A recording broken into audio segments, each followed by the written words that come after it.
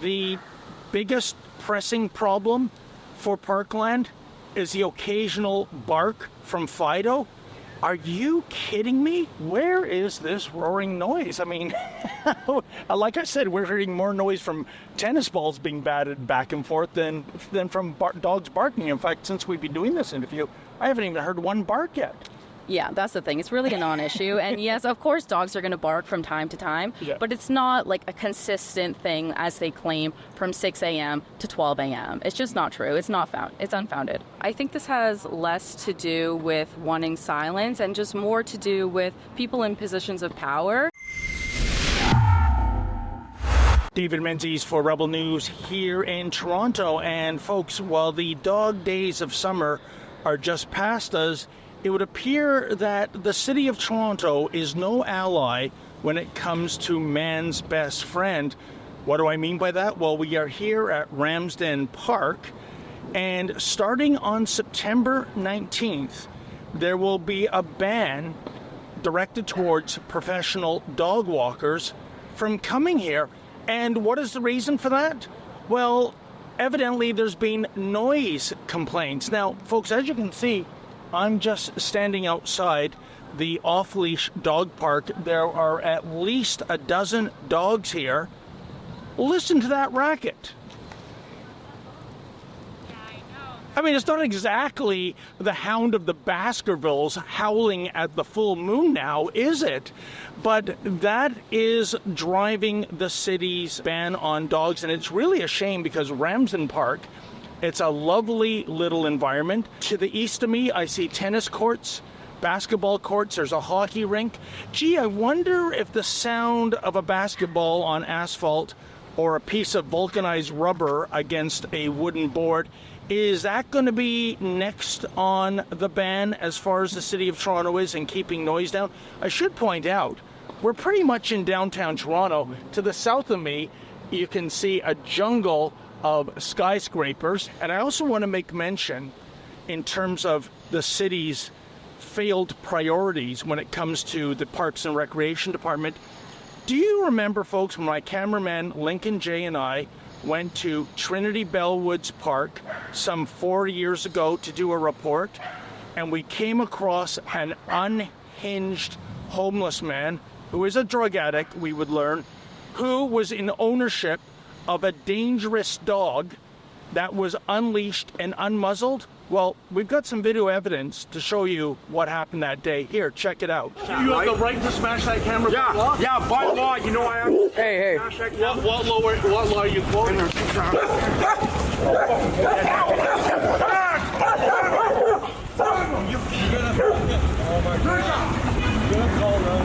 Yes, please, sir.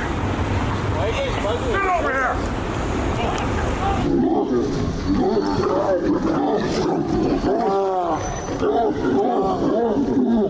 Welcome to John Tory's Toronto, folks. Unbelievable. But the point is, folks, is that the city of Toronto knew about this individual's history, and they knew about the history of this dangerous dog, and yet, for whatever reasons that completely baffle me, they turned a blind eye. Bottom line, in the city of Toronto in 2024, barking in a park is verboten, but when it comes to homeless drug addicts harboring dangerous dogs, nothing to see here, folks.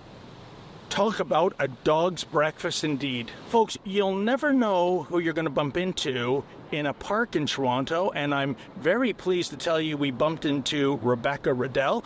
She is a professional dog walker. She also owns a doggy daycare facility called Bark Buddies.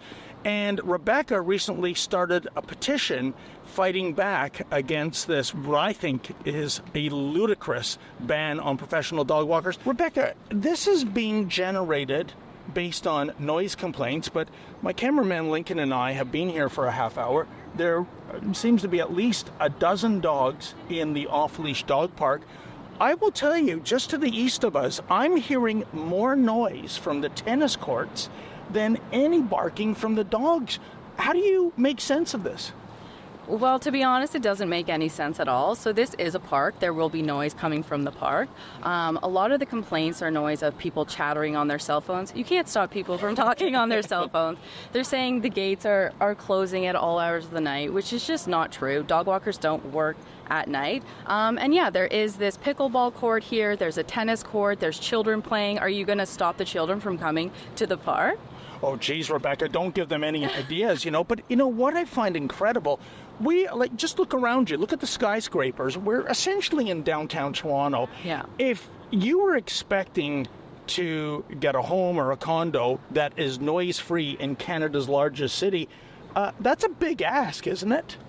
It's a huge ask, and it's nonsensical. I think this has less to do with wanting silence and just more to do with people in positions of power. This was started by the local councillor. Yeah. So is it her agenda, maybe? It's to curry political favor by answering to those people who are complaining. And we don't know how many people are complaining. It could be just a couple of people, but maybe she sees this as a political win.